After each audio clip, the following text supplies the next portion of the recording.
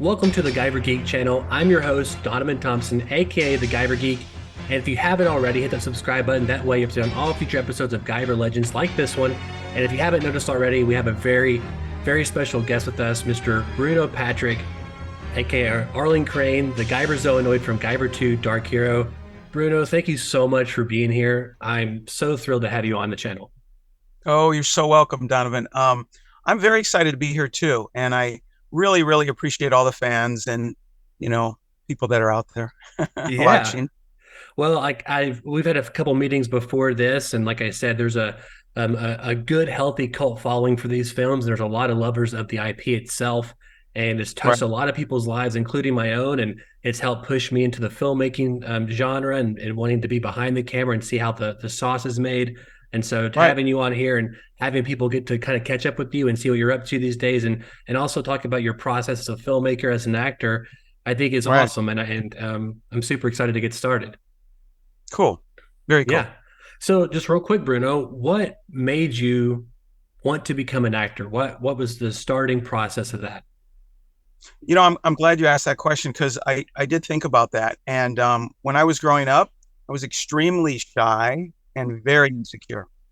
And I remember in school, I hardly said anything. And I remember a teacher was like, had to be third or fourth grade, asked me to do a little reading. And she wanted me to play this little monster with this weird, strange noise. And I did it.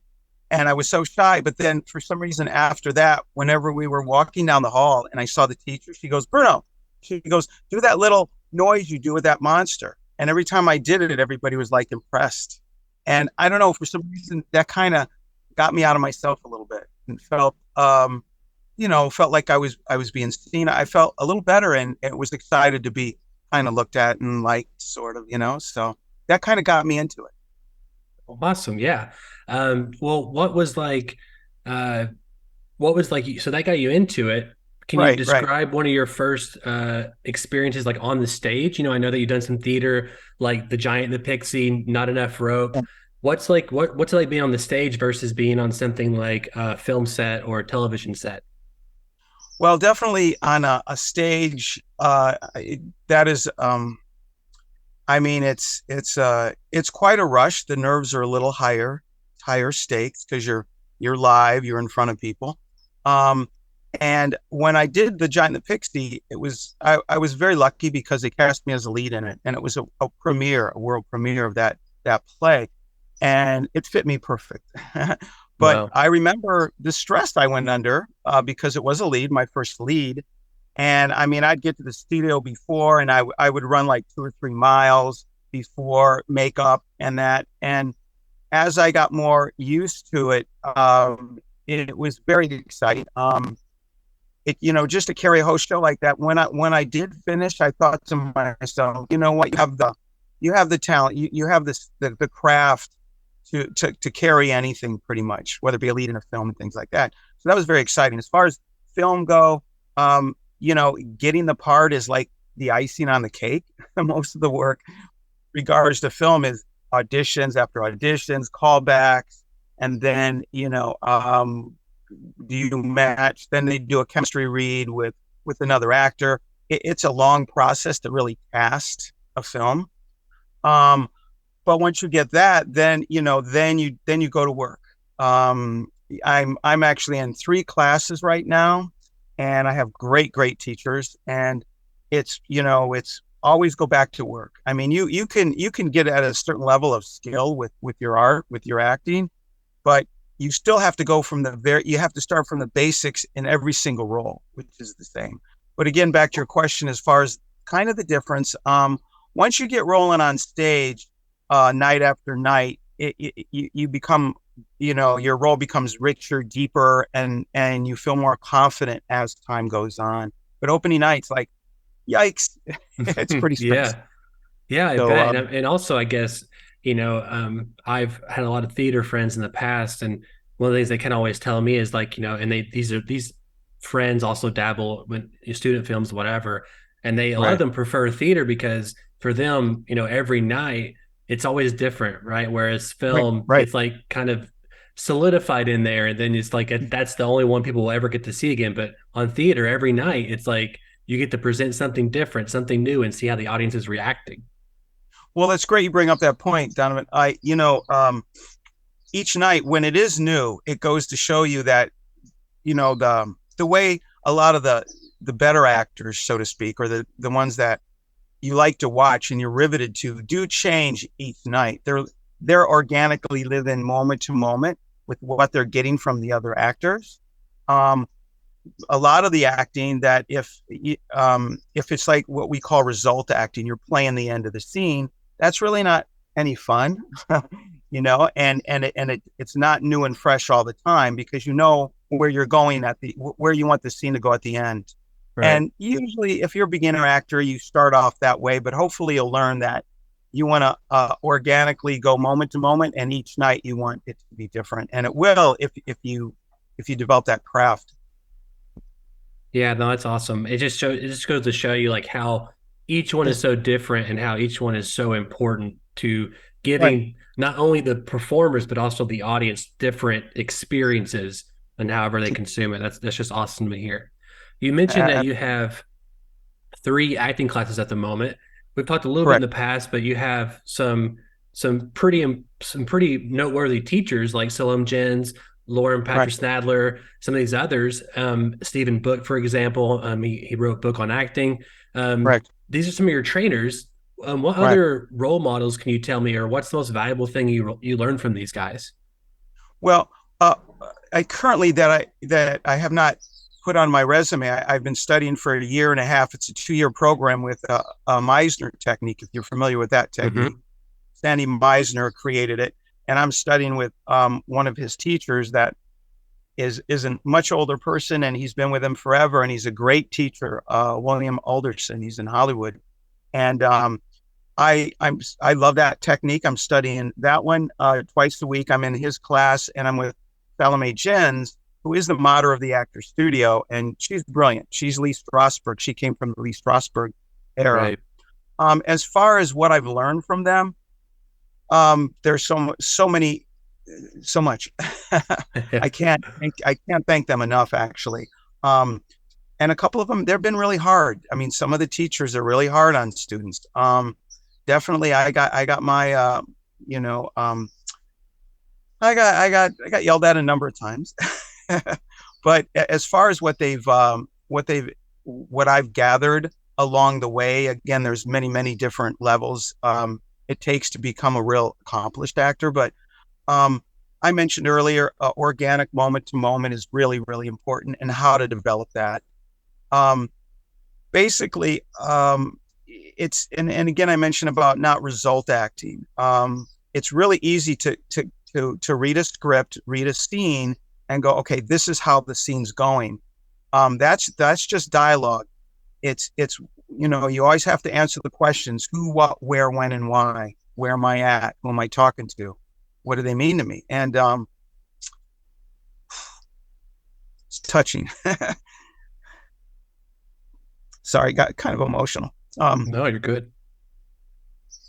Yeah. So you have to personalize, meaning if I'm in a scene that I'm reading and it's talking to my sister, what are we going to do with our mother because she has dementia, or whatever the scene may be? I try to put my real sister in there. I try to put someone I care about on a sister level.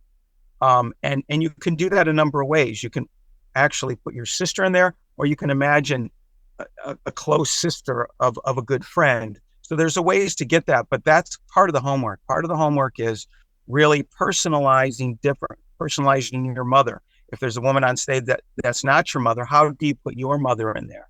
And it can all be done. It can all be done a number of different ways. But what the big thing that I learned, I think, and I always try to remember this, is that you don't have to show the audience anything, ever. You don't act. If you feel and you experience it for the first time, which you can. If I'm in a moment and I'm experiencing something like I just did, you will feel it. You will feel you will experience as long as I experience. So I never need to play to the audience ever. I just need to play in the scene and be at the effect of what the other person's doing. And I love Meisner. I'm sorry, am I going on and on? Should we keep going? No, you're great. And actually, you just brought up Meisner. And that was kind of my next question was Oh, just go for our ahead. listeners out there who don't maybe know what that technique is. From what my understanding, and correct me if I'm wrong, and please elaborate on it. It's the idea of repeating a phrase different ways with different subtext, kind of finding the root or the subtext that maybe wasn't there previously, and kind of keep exploring that until you find the end result that you want. Is that close, or am I totally off? No, you know what? What I've been told from other Meisner teachers, other students that have taken Meisner, they kind of mentioned kind of what you said. The technique that I've learned the first year, as what you said, is it's called repetition, and it's more about, at least the way William Alderson teaches it, straight from Sandy Meisner. Everybody can add their different things, and I think what you're saying is fine. The way I had learned it was that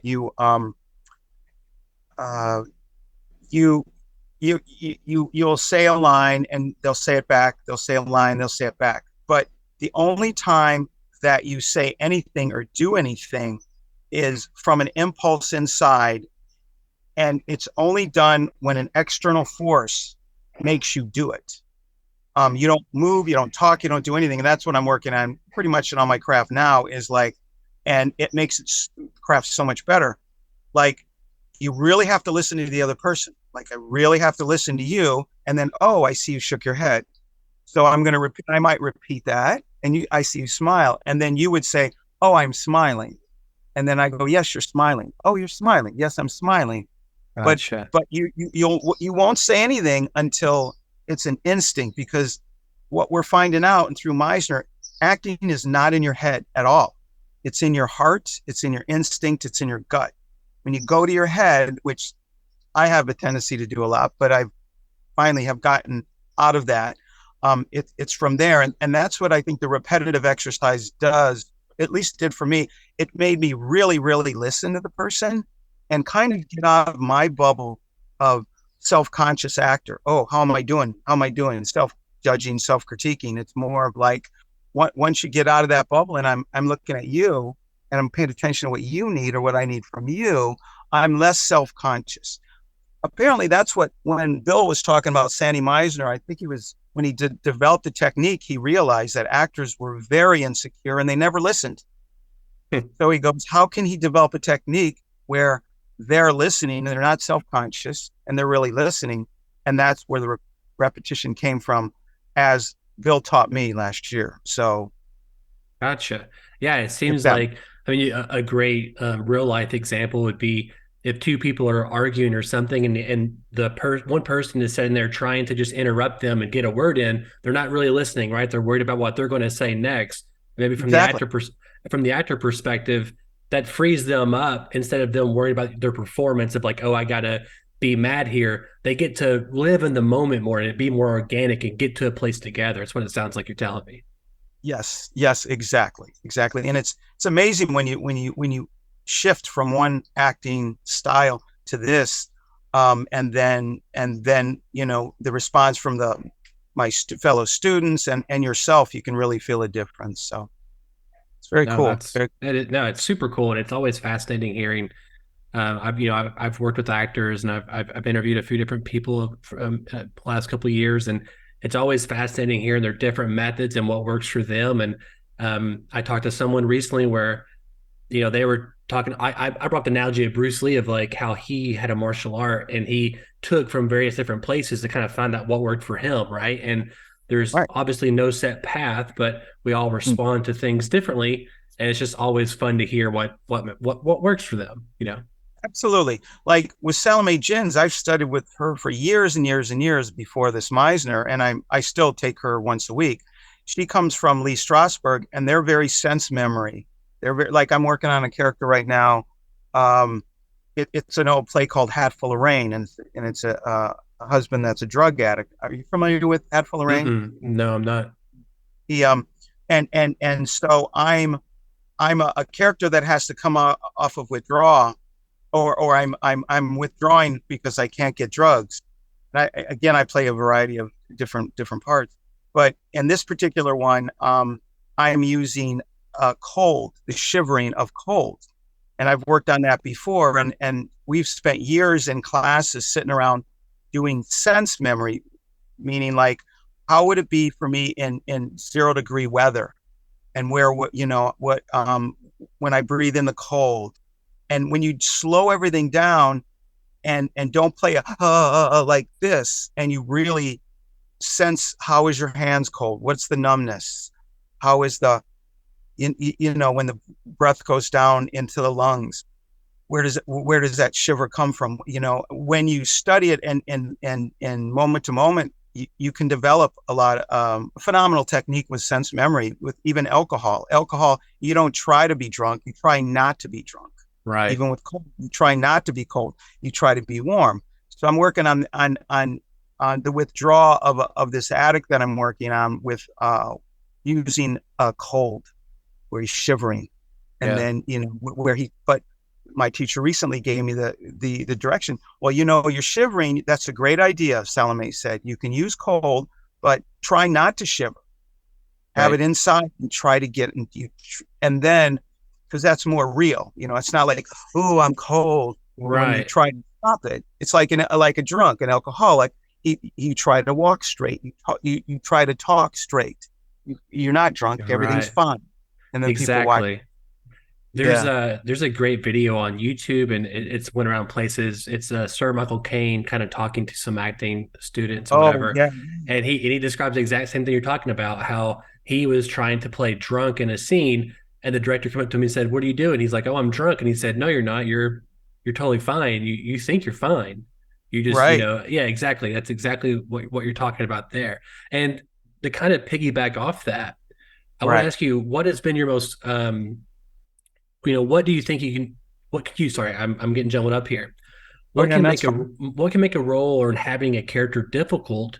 And then kind of to piggyback on what you just said about sensory, like sometimes you're also talk about location too. Sometimes you're in a location where they're like, hey, you're supposed to be cold or hot or whatever. How do you bring yourself and center yourself like, okay, I'm in this place, I'm not really there, I'm in a cave or something like that?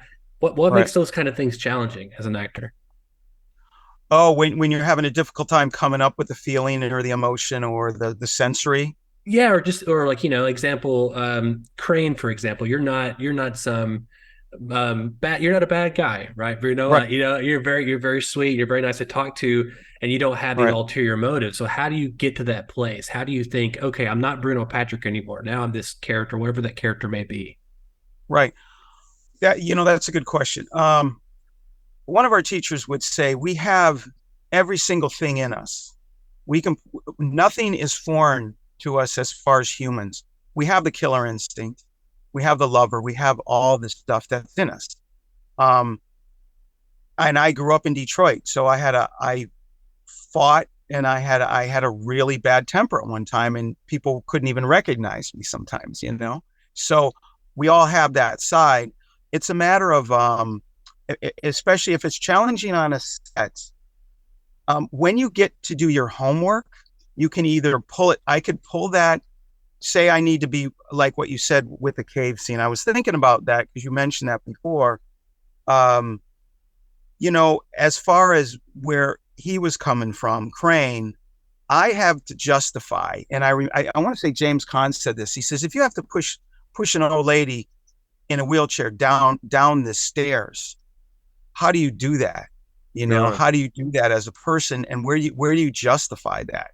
Like, I had all kinds of justifications of why in that cave I did what I needed to do. As far as an alien from another planet, I see them wiping out. I see what they're doing to this planet. I'm there to help them. And if I have to take out a few, I will do it. But I'm coming from a godly point. And so I adjust. Everybody justifies what they do, right? I justify, Yeah, the best bad guys don't know they're bad, sort of thing. Oh yeah. No, you have to, and it is hard. You're absolutely right. It's very, very difficult. Some people say, like, I don't like this character. I don't like this character. And the teachers will say, no, you have to find something that you like in it. And I'll tell you, I did a role. and the movie didn't come out, and I don't know if it's going to come out, but I played because of my hair and a white supremacist. I played David Dukes in a film out in the desert. We shot it a number of years ago, and they and there was an actress from Castaway in it, and I was one of the leads, and I we had to take her and we had to do unmentionable things in this barn, and they told me they wrote it in the last minute or whatever, and I'm going, I can't do this. This is really, really difficult. And she came up to me and she says, look, just, it's okay. You can take me, whatever, what you need to do. And I did pay a price, I would say, on that particular one. I paid a price. Yeah, I was upset for a good amount of time. I got very depressed for what I had to do. So I hired on with a couple of agents a number of years back. And I said to them, I will play any bad guy, but I will not do rape a woman or whatever. I will not do that. Right. So don't send me up for those roles. Right. And I think an actor needs to do that. They need to have some kind of boundary, what they won't do and what they will do. So that's one thing I will not do. Yeah, absolutely. That's one thing actors, especially young and upcoming actors, they need to also know that it's okay to say no and to be able to protect themselves, especially because also there's tons of films and productions that do or say things that they're not always prepared for what the actors have to go through afterwards, right? They're thinking, Right. I need this shot, I need this right here because it's best for my story. And actors need to also really pay attention to themselves, how they're feeling, and then also make sure that they kind of plan ahead for like how I might feel afterwards. Sure. Yeah, no, I think you're absolutely right. And I think, I don't know if we go unscathed. and, Yeah. and, and, and I understand younger actors, and I understand because the parts are so far and few between that you'll take what you can get, Right. and do what you have to do. But yeah, there's a certain limit where you gotta say, okay, it's not worth it. So I asked this question right here to a lot of my peers and to other people that I interview, just because it's one of my favorite quotes from Leonardo da Vinci. Art is never finished; it's only abandoned. yeah, I know for me particularly, there's lots of projects that like I sometimes I wake up in the middle of the night and think I got to go back and fix this one thing, yeah, and yeah, it come out so long ago it doesn't matter anymore. Um, right. do you feel that way, like in terms of acting, where obviously you watch some of your performances later in film, you're like, oh, I wish I had done that, or oh, now I understand that character X many years later, or do you ever feel like it sometimes takes a little bit when you're on stage performances to finally get to the place where you're like, okay, now I understand this character? Right. That's a great question, Donovan. I think, and through my experience, and I think it's a process. It's I don't think we're ever finished, and I like the idea that you got up and you worked on it. I mean, we do this because we love it, and I think there is no such thing as a finished product. You continually do it. I know Salome Jins will mention, she goes, when you're going to really get the part or the character down in a play that's been going on for 5 days a week for 2 or 3 months or whatever. She said, closing night is when you'll really get it. Meaning that Yeah. there's always something to get. And I like to tell people, it's almost like a painting.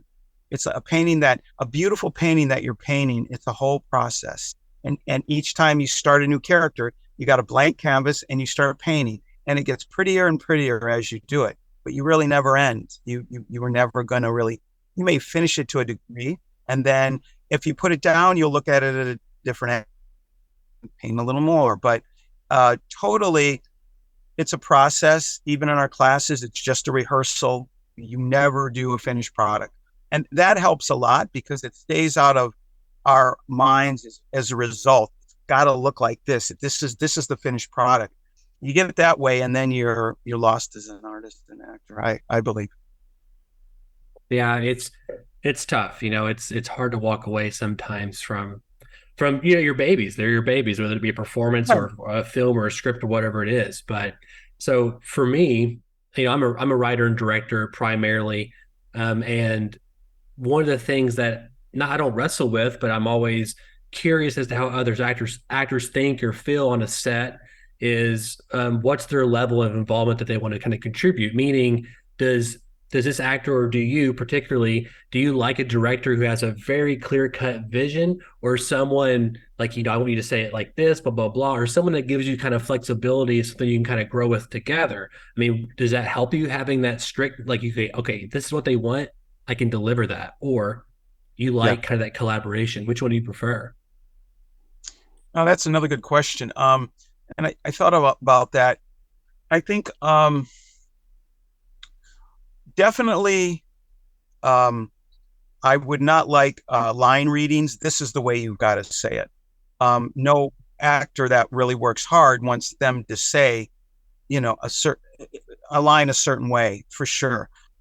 But if an actor at the end of the day can't get what the director wants, then I actually don't have a problem with the director saying, "Hey, do it this way. We've tried all this," you Right. know. And I love working with Steve Wang because he shot a lot of different footage, and let us do it over and over and over and over and over and over again. And he said, "Would you like to try it again?" Which is wonderful. He's a great director. Wow. Um, so I love that. As far as collaboration, yeah, I think that's great. I'm like a real nerd when it comes to the craft. That's why I'm in 3 classes and I've been acting forever because I like great teachers' feedback and I take it home and I work on what they said to do. Again, as far as directors, probably more of a collaboration.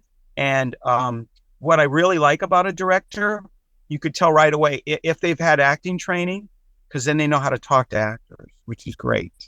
Right. So I'll tell all young directors or whatever, get into an acting class, a good acting class, and watch what we do, and then you'll know not to give crazy line readings or how to treat us a certain way to get what you need out of us. Does that make sense? Makes total sense. And I hear, well, not here, but I see lots of actors who've been very successful, how they jump over to the other side of the camera and their peers, they've been through it, right? And so they can kind of communicate, they know what they're fixing to go through. And it kind of breaks down a wall that sometimes is there, whether you like it or not, right? Sometimes not every director can be an actor, and then not every actor knows all the ins and outs of the camera lens and where those kind of things go, and there can be kind of a discommunication.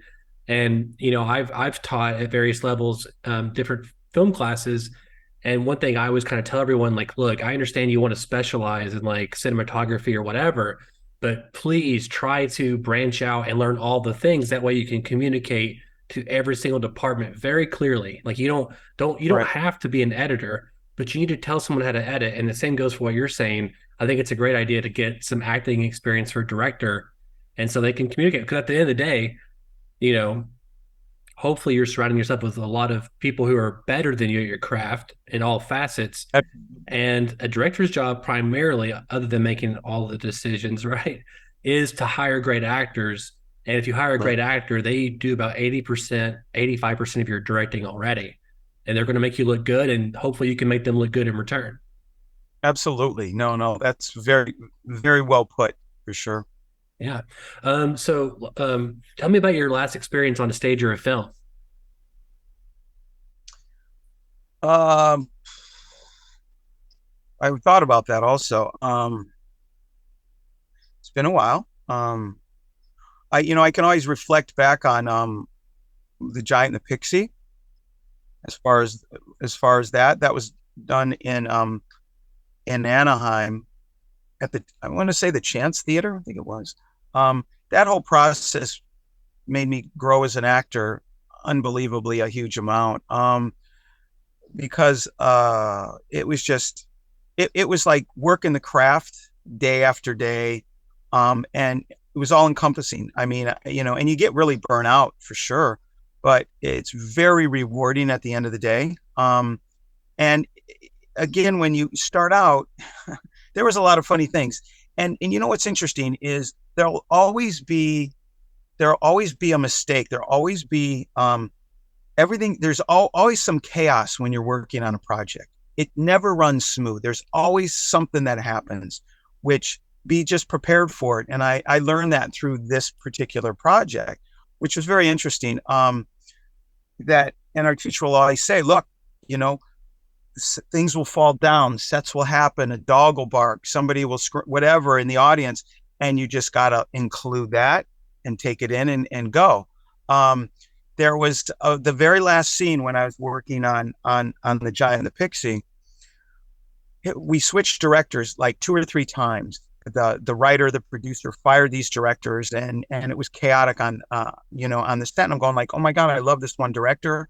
Opening night, the week before opening night, we had a new director, and little did I know, well, what had happened was at the very last part of the last scene, I'm going, people are forgetting their lines. I had this whole dialogue, all this material, and they're saying different lines, and I'm going, okay, just calm down. There's tons of people, just ad lib, bring them back into the center, where we're going, what's our objective, what do we want? I was doing that night after night, going like, God, and I should have said something. It happened like 2 or 3 nights. And one of the lead actress says the next week, she goes, hey, Bruno, she goes, could we go over those last lines? And I said, yeah, I've been meaning to talk to you guys about that. And she goes, well, you're dropping lines and you're adding stuff. And I says, well, yeah, I go, because you guys have dropped lines. She goes, let me see your notes. They gave them new scripts. The other director gave the other cast. They didn't give me the new notes for the end of the play. It was the old notes I was, and I was going, you got to be kidding me. And everybody's looking, going like, say these lines. That's not in there. That's not in there. I'm like, what the heck? So they gave me the new lines, and then it all made sense. So I guess what I'm trying to say is there'll always be something, crazy. And I guess one part of the craft is improvisation. I was talking with my friend last night, having a little issue with it, but I think an actor with a good improvisation background will help through that. You know what I mean? Will help him perform, because when things go crazy, you got to pick it up. And a friend of mine we were doing a piece, and he said, I'm not ready to go up. I'm not ready to go up. And I go, why? He goes, why? I don't think, I'm nervous about the lines and this and that. And I go, look, I want you to actually drop a line. I tell my partners that. I go, because I don't want you so focused on the lines and worrying about the lines that you're going to screw the performance up. You want to be in your who, what, where, and when. You want to be involved in it. So you miss a line or two. Your partners will help you. That's what a good partner does. And that's what I did one night with my friend. He completely went blank. I saw him on stage, and I said, and I'm kind of smiling in my head. I go, okay, I'll wait a second, look at him. And then I brought up another line to get him back on track. And he was very thankful for that. So, that's what you do when you're kind of fearless, because it takes, is this fall back?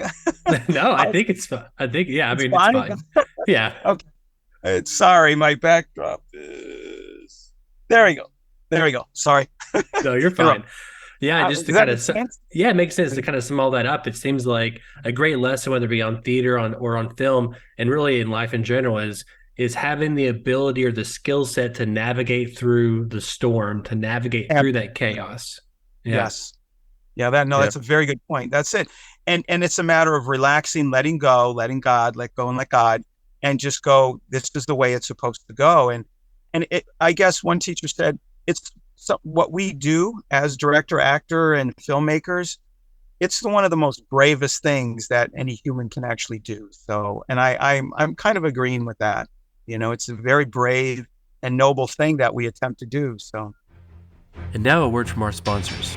Guys, there are no sponsors. The sponsors are you, the fans, the Guyver geeks, and this channel wouldn't be possible without you. So if you haven't already, hit that subscribe button and the notification bell. That way you're up to date on all future episodes of Guyver Legends, as well as all the cool content we have at the Guyver Geek YouTube channel. And of course, if you haven't checked out our Etsy store, theguyvergeek.etsy.com, there's tons of cool posters from Guyver 2 Dark Hero, as well as some Bio Booster Armor Guyver merchandise for the manga and other cool Guyver things. Now back to our interview with Bruno Patrick over Guyver 2 Dark Hero.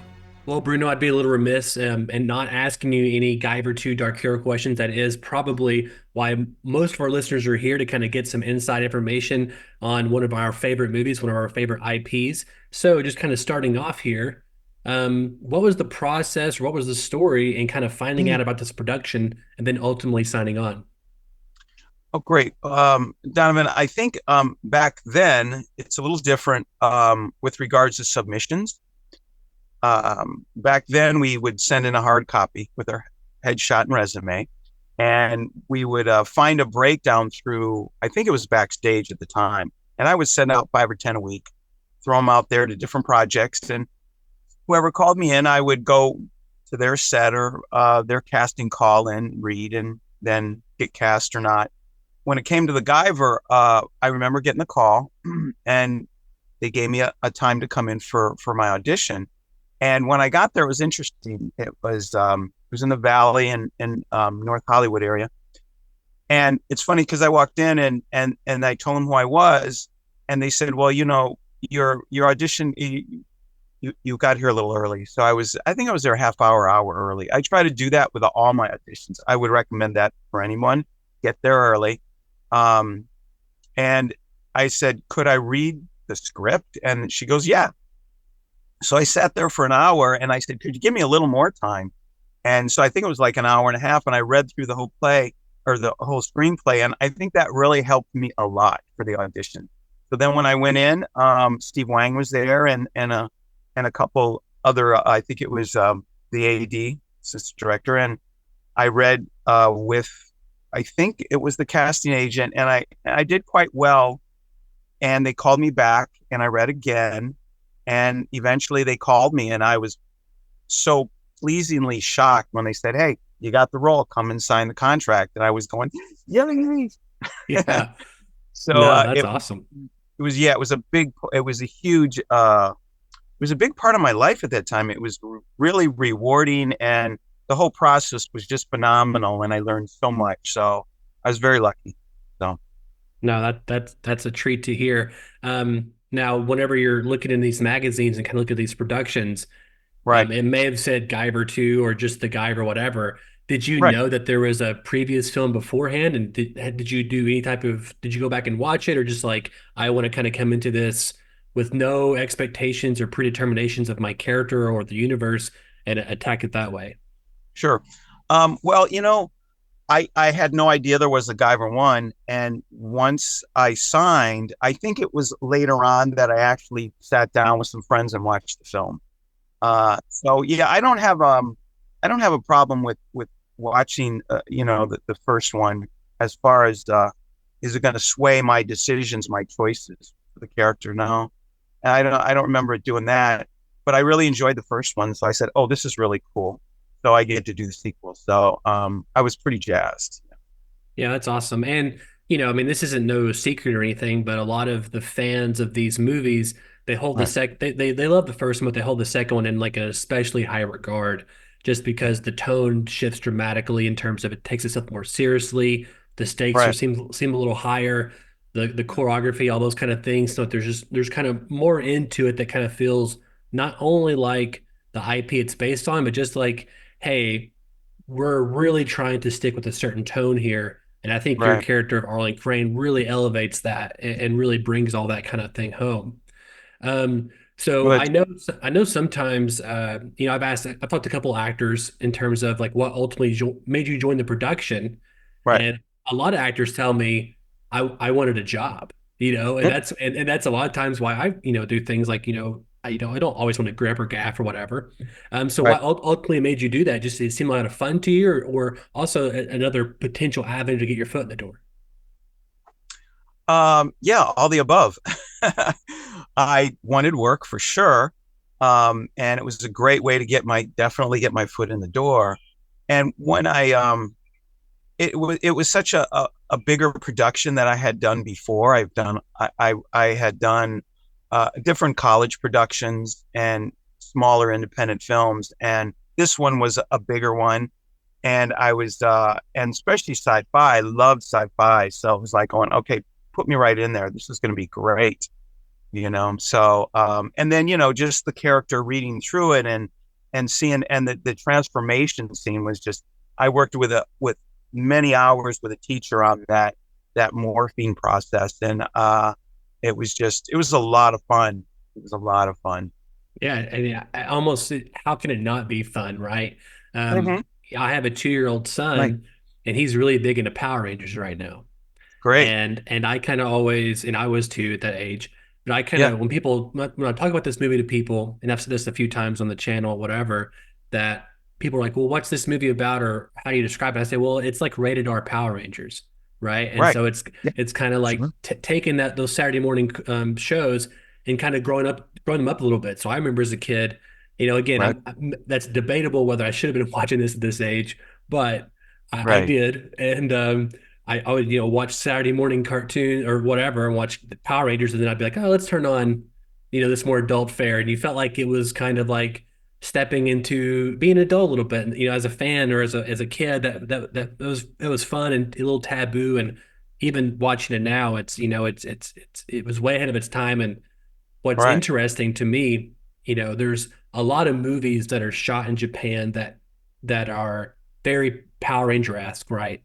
And Correct. even today, 30 years later, most of those movies with modern day budgets, modern day technology, they can't touch the tone, they can't touch some of the choreography that happened in this movie and what all you Right. guys, your actors, brought to the table. So just little anecdote there. I got a little spill, No, sorry. thank you. No, no, Um, no. That's great to hear that for sure. yeah.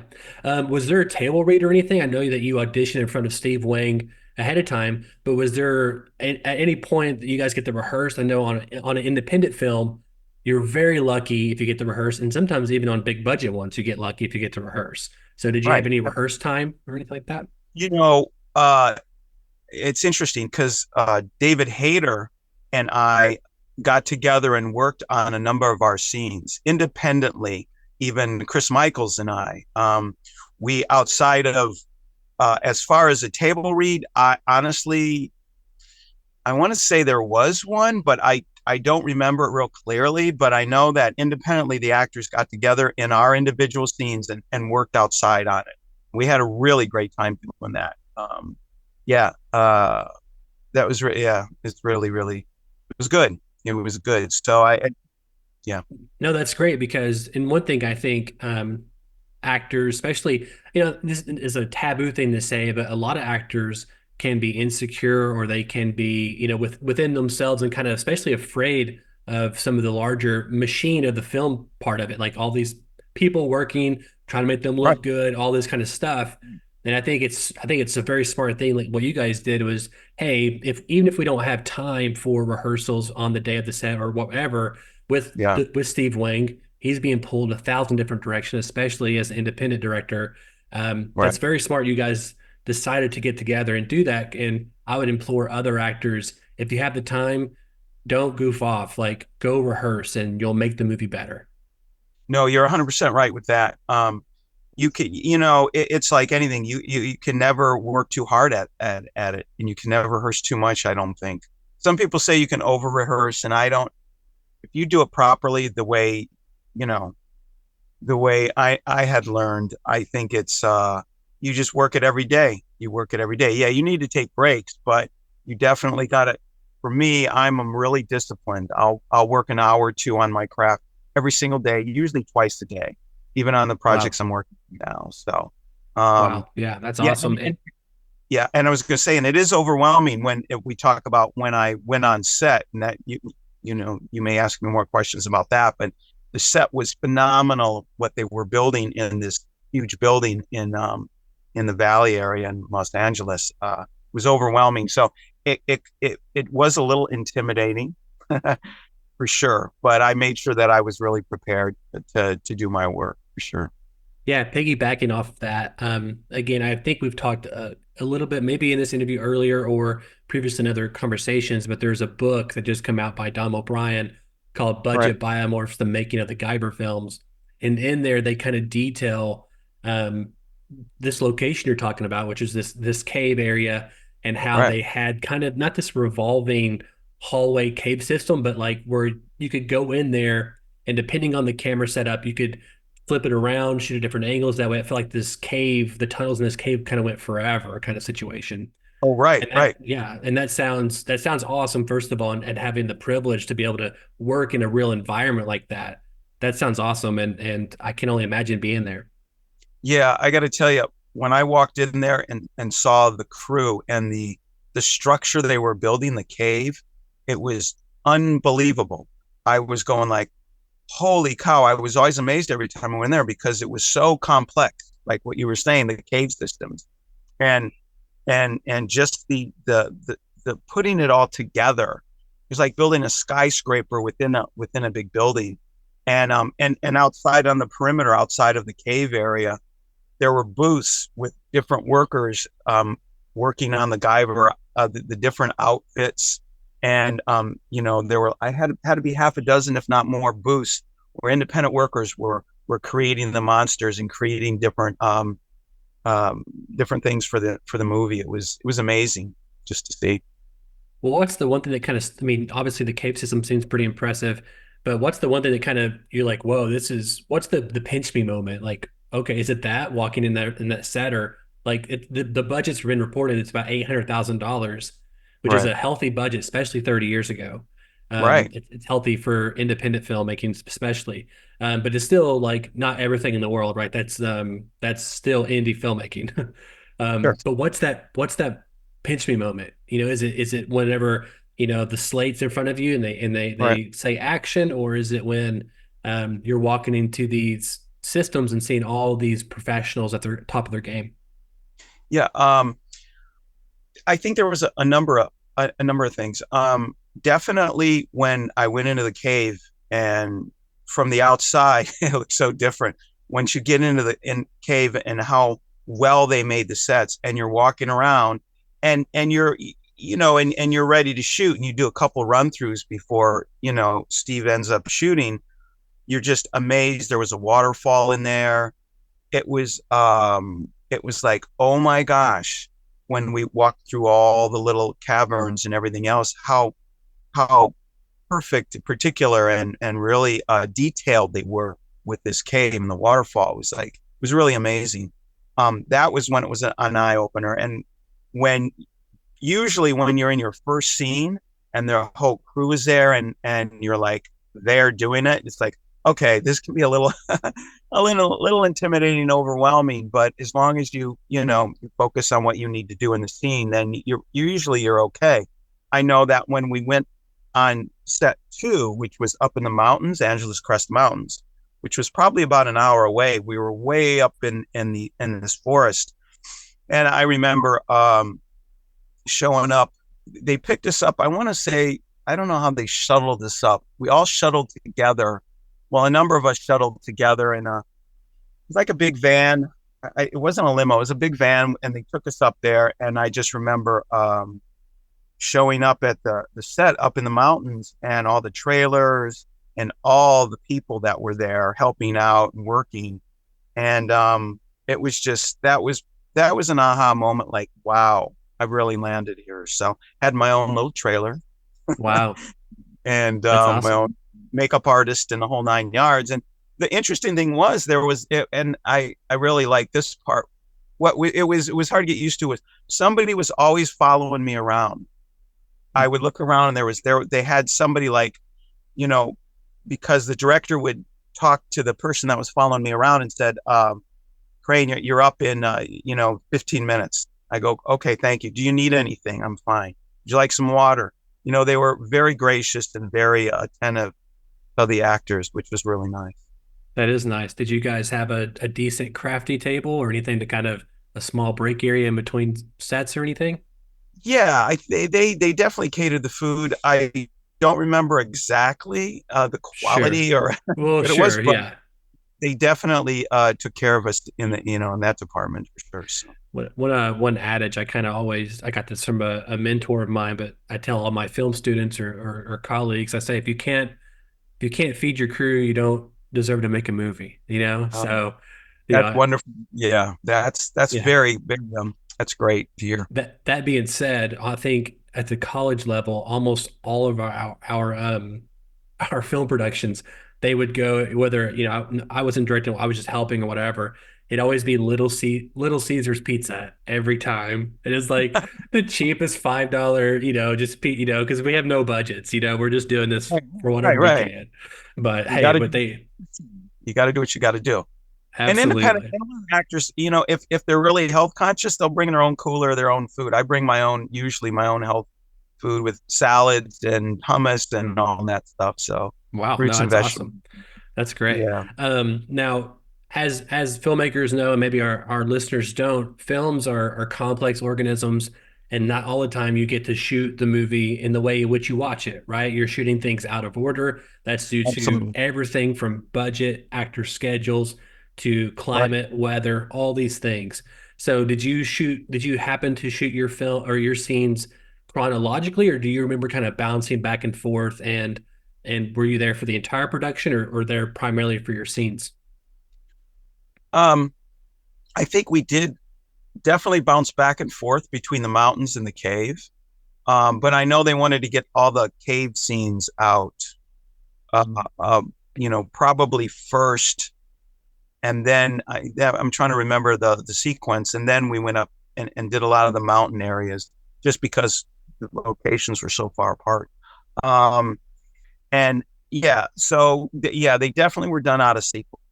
Um, and I think that's. I'm sorry. What else? Well, What no, was the other question? to kind of piggyback off that, and I guess here's where I'm really kind of trying to get to is, as an actor, when you are shooting these things out of sequence, how do you Right, wrestle with where your character's at and what your character has done or what he's fixing to do? How do you keep that in right. mind? Well, normally the director will and the writer, if it's a good writer, will have an arc of the character. Right, he'll start here and finish here.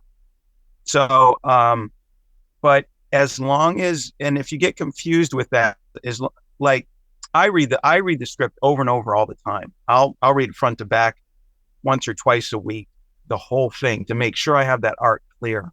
Um, and then I pretty much know where to go in there. And then once I do one particular scene, stay out of order, as long as it's written good, well, um, I'll do moment to moment work, and I'll just play. All I can do is play that moment in that scene, and then hopefully the editor and if it's written well, it'll be seamless when you see the whole film. Does that make sense? It makes total All sense. And yeah, an actor could do is be as truthful as he can in that particular scene, and what the writer has written, follow that clearly. And again, I can't emphasize doing the homework enough. Hours, you can never do enough. You just oh keep yeah. working, and so that's kind of where we're at with that.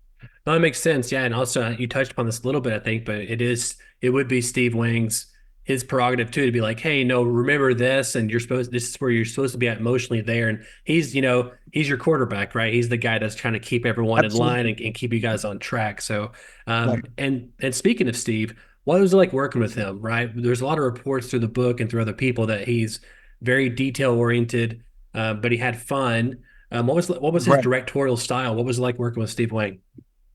I'm Yeah, that's a good question. He definitely is detail oriented, which is wonderful.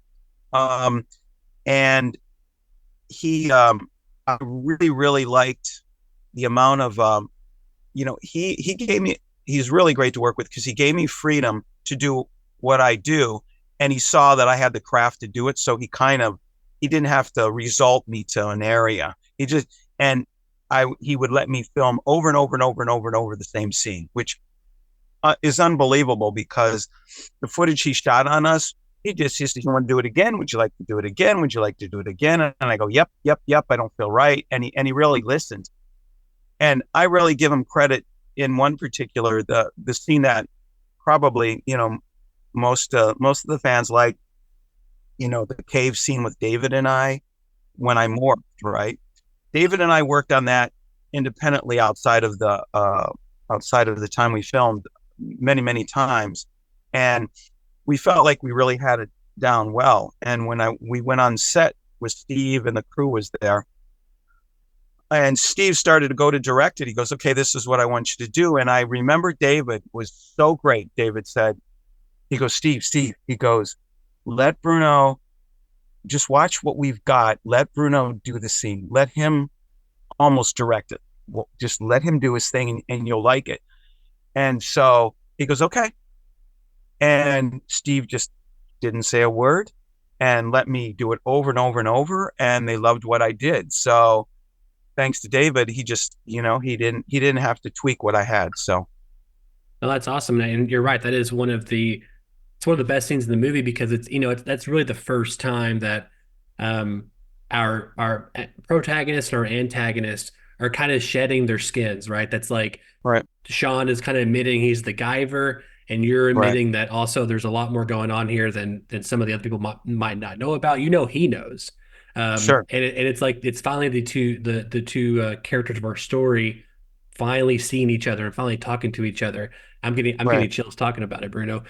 So we talked about a little bit in the past, I think earlier in the interview too, but that scene's also great because I think that paints a lot about your character, right?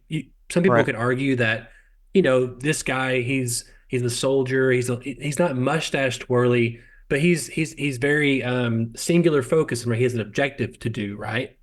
But there it felt like if if his goal in the movie is to kind of find out who he is and wrestle with the curse that's been put upon him, in that moment for Crane, it feels like he has a similar curse, and he's almost a mirror image of the guy, of Sean's character.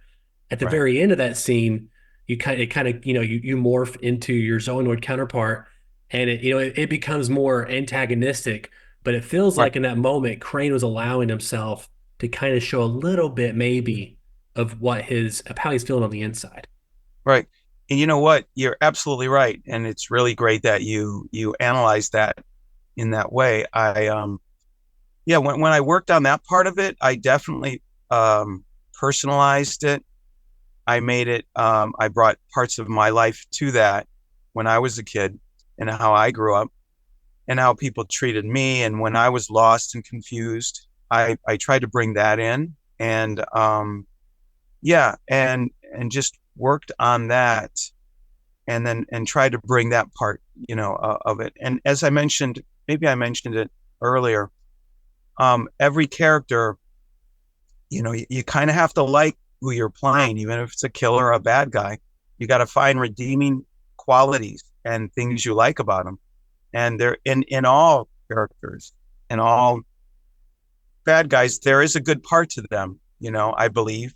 I mean, and that makes the audience, kind of like the character, kind of, I mean, just to see a bad guy play, kind of a jerk through the whole thing, you kind of don't like them, kind of. If you've seen them, they just play. And I know the director will have certain actors play that. No, we want you to play like no redeeming factors, mean, and because we want to see you get killed at the end. And that's fine. If a director will tell me that, I'll do that. But in this particular one, I wanted to show a little bit of compassion and the writing at the end was I still take control and do what I needed to do, once I became the Zonoid. So, Well, one of my favorite, that's all fantastic and that's great to hear. But one of my favorite villains or villain examples is Hans Gruber in Die Hard. Because he's so likable. He's doing all these horrible things, but you almost in some way root for him because you understand where he's coming from in some way. And that's a great villain right there. And I think your character, I think there's in that scene particularly, and there's also a scene a little bit afterwards where you're talking to one of the heads of the Cronos. It's kind of right before you decide to use the Guyver unit. And there's like this kind of desperation of trying to prove yourself, right? So you have these insecurities of, this potential curse that's been thrust upon you, but also you're trying to prove yourself as a soldier and as someone who's in this larger machine of Cronos. So yeah. No, that, and I think I remember I was talking with the head, my boss kind of, and it's very interesting when an actor personalizes that. I guess I could say I personalize like my father or authority figures above me, and again, personalized when I was in kind of that compromised situation as in real life. So I kind of brought that, and that seemed to work pretty well. So No, yeah, it totally comes across, and again, it's one of my favorite movies for a reason because there's all these little things. I think on the surface, someone can look at it and be like, "Oh, it's a rated R Power Rangers," but there's if you're right, really looking deep and you're really looking at these characters and their journey, the movie right. is it's a lot smarter than people get it credit for. And I think you Mhm. guys elevated that script and that Nathan Long had written. And anyway, I'm always happy to tell people or to show people the movie. Yeah. What was Thank you. the yeah, of course. What was the hardest thing about working on the film? I know there's as an independent production, these hours can be long, they can be grueling, Right. and it's not easy making a movie, no matter how big the movie is. Yeah. Period. So, what was the hardest thing working on it? I know. I thought about that question earlier. And I kept saying there was nothing difficult, but it was, getting up at 4 in the morning. That's when I got up for, and I had to be on set. I want to say 5 or 6 for makeup and do it.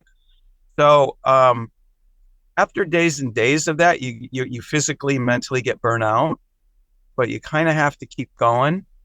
So you do what you can. As far as the crew and the my co-actors, everybody was pretty wonderful to work with. I had no problems there. But again, I think it is the stamina, keeping up with the hours and getting up and being there and having everything, up to speed all the time through the whole, because you don't want to let go. You don't want to let down, even if you're tired, even if you don't have had it. I'm gonna wing it. I don't believe in winging it. I believe, to the end, do it, do it strong, and so that's where No, I'm that at with that that. that's great. I mean, for me, I feel like it's almost like a version of runner's high, especially if I'm directing something and when you're at the really small level, when you are making like short films or whatever, Sure. sometimes you have to do the production design. You're doing all kinds of things, right? You're directing, production design, blocking, all the things. And Right. I feel like it's just like I don't know. It's like I have abundant energy or something when it's time to when it's like the weekend or the week of making a movie or something. And of course, when the production ends, it's like you're just like collapsing. You're just like, oh, like you ran through a marathon. It's No, you're absolutely right. And I just remembered one difficult time for me was when they had to build the apparatus, um, the appliance. They had to cast. Nowadays, I think they do a lot of yeah. computer, but at that time they had to cast my head, and then they had to put casting material in my throat, in my mouth for teeth, and I had to sit there for like 45 minutes, and I'm very claustrophobic. And I actually had to sign something. You're not claustrophobic? I said, no. I have a hard time, honestly, going up in elevators.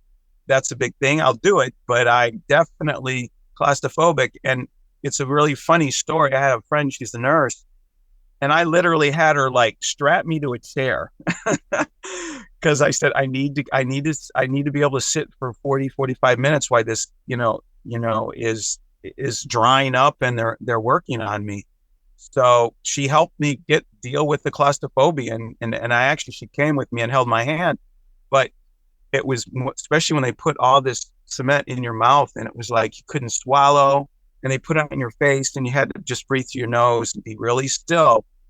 That was a challenging, so it was a short time, but that was very challenging. So I don't think I could do it. I have bad allergies. I would die. I wouldn't be able to breathe, Bruno. I would, they would have to do something else for me. I'd be in trouble.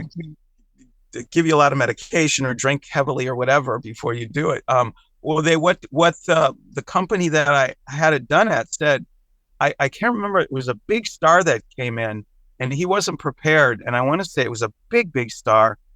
And he sat down to do his appliances. He said, "I can't do this."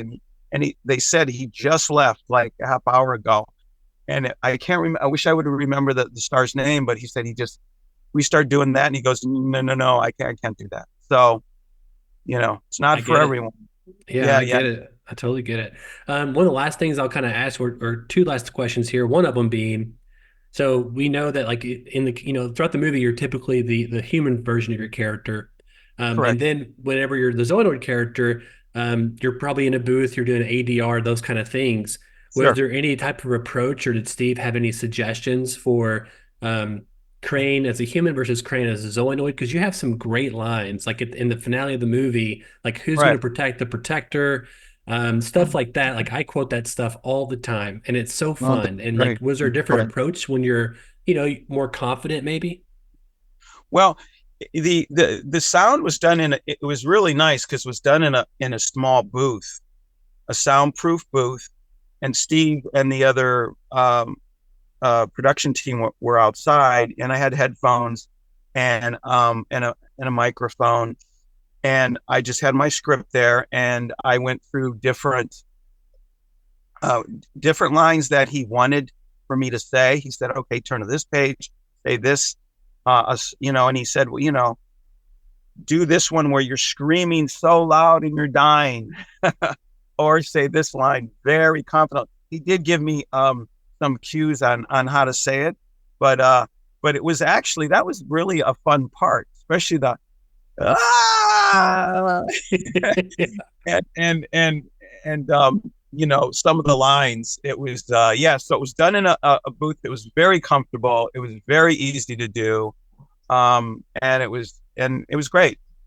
I No, that's can't complain. awesome. Again, you have some of the best lines in the movie, and me and my buddy Matt I mentioned earlier, we're always Right, throwing them back at each other. And then if you're in these community groups, there's so right, many memes of these lines of dialogue that you say, and there's so many like right. GIFs or small videos, and so we hear them all the time. And I just had to ask you that question because I was curious, and that's great to hear.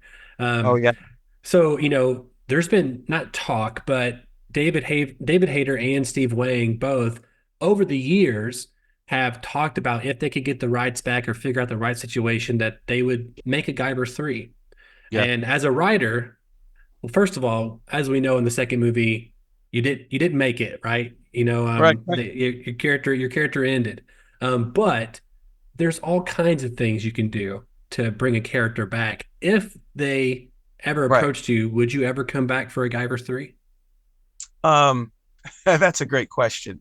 Um, I had such a great time with the actors and the production and Steve Wang. I would, I definitely, I would love to come back. Whether they clone a part of my DNA and make another Crane, They uh, could, yeah, they could, yeah. yeah. Well, however they do it, I would, yes, I would definitely jump at the chance. That'd be awesome. It'd be like my birthday if I heard that news that it was seemed like that was going to happen.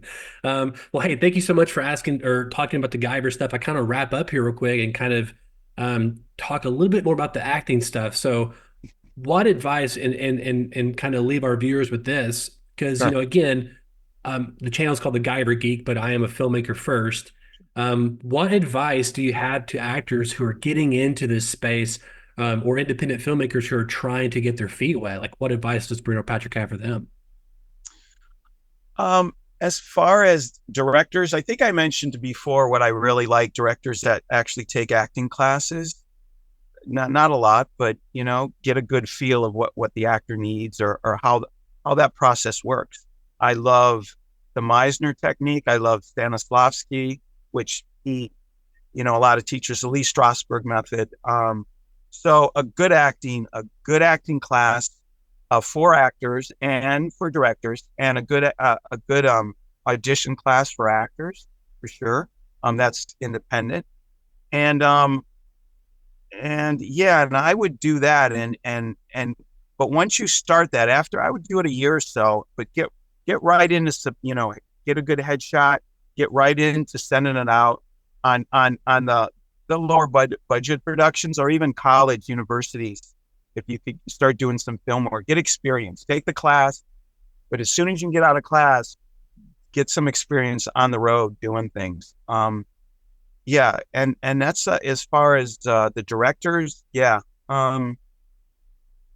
all I can say as far as that. I wouldn't, again, as I mentioned earlier, try to stay away from line readings unless the actor can't get what you want them to get. Then just give it to them clean. Say, look, I want you to say it like this, and let it be done because it's a project. That's the most important. That's how I feel.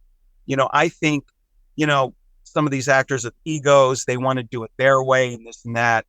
I'm with a few of my other actor friends that work a lot, and we're like, you know what? Give the director and the production what they need. You're there to help them.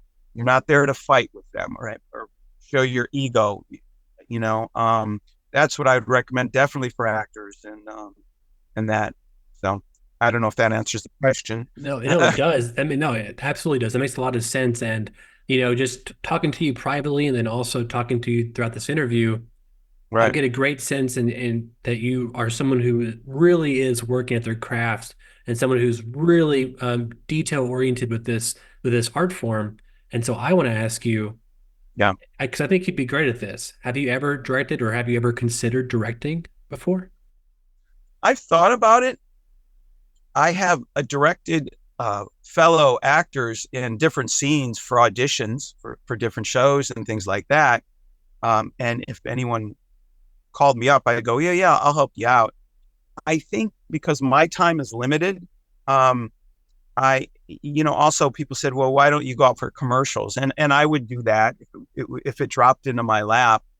But I just kind of want to focus on filmmaking and even stage. I would do stage once every few years, but it's mostly filmmaking I would like to do, or television. That's kind of because I only have X amount of hours and focus time. And I mean, definitely if I was a big name and had all the money like Clint Eastwood or other people, they become producers, and then you can direct your own. Once you get at that level, then it would be later on if I had the funds and that. Yeah, I might do that. Yeah. At that, maybe be in it. I don't know. How are you with that? How do you?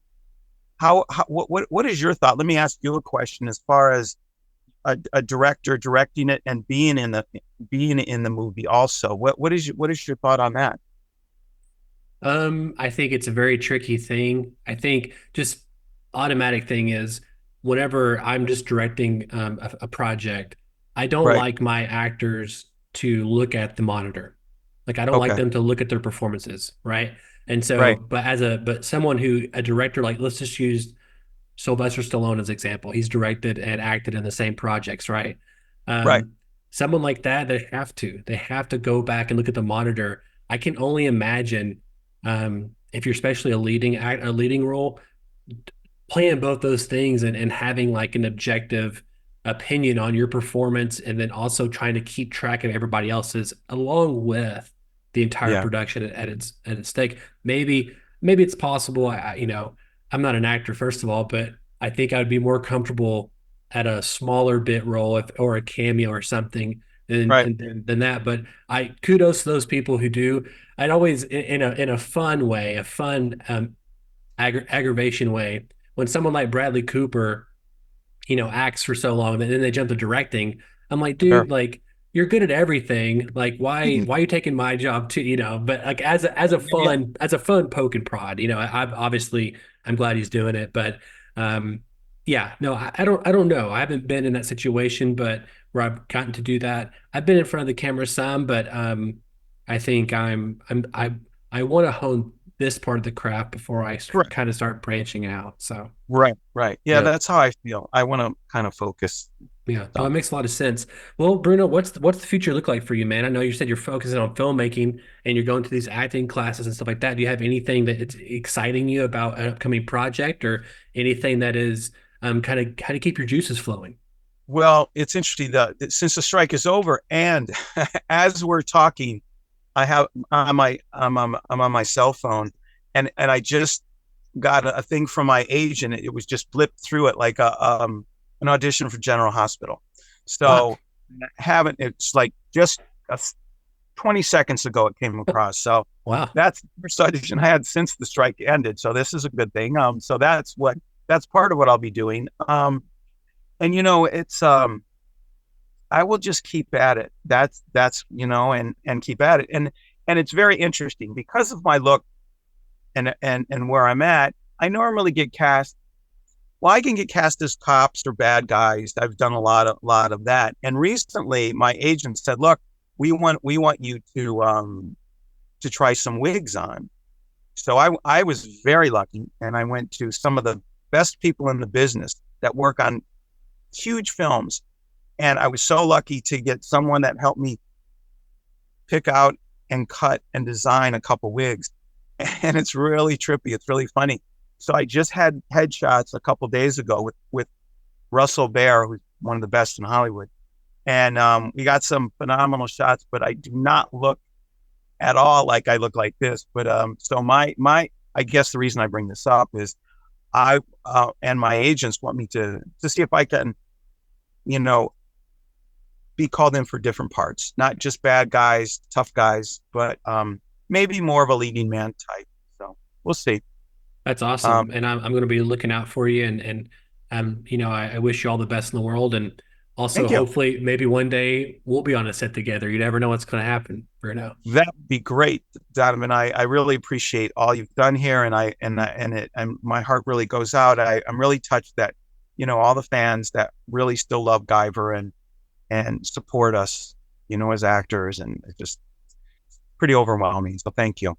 Well, I every time I text you or we email back and forth, I'm nervous because I'm like, I don't want to bother you, and I don't want to be that weird fan sort of thing. And I can't show you enough gratitude for taking your time out, your busy schedule, Absolutely. to talking to someone like me, a fan, as well as a Guyver geek, you might say, and also just a fellow filmmaker, and talking about this craft and getting to explore that and getting other people's perspective, especially people that I admire, is wonderful. And I can't thank you enough for that. You're so welcome. And yep, you're so welcome. And this is great. Let's keep in touch, and we'll go from there. Awesome. Guys, thank you so much for watching another episode of Guyver Legends. Everyone, Bruno Patrick, if you haven't seen the movie in a long time, Guyver 2, go watch it, and then come back and watch this interview so you can kind of get some behind the scenes information about the process of the movie, and maybe you also learned a little bit about filmmaking and acting as well. And don't give up the dream, everybody, because if you ever give up, then that's the only time you fail. It's when you give up. So Bruno, thank you again, everyone. We'll see you next time. Bye-bye.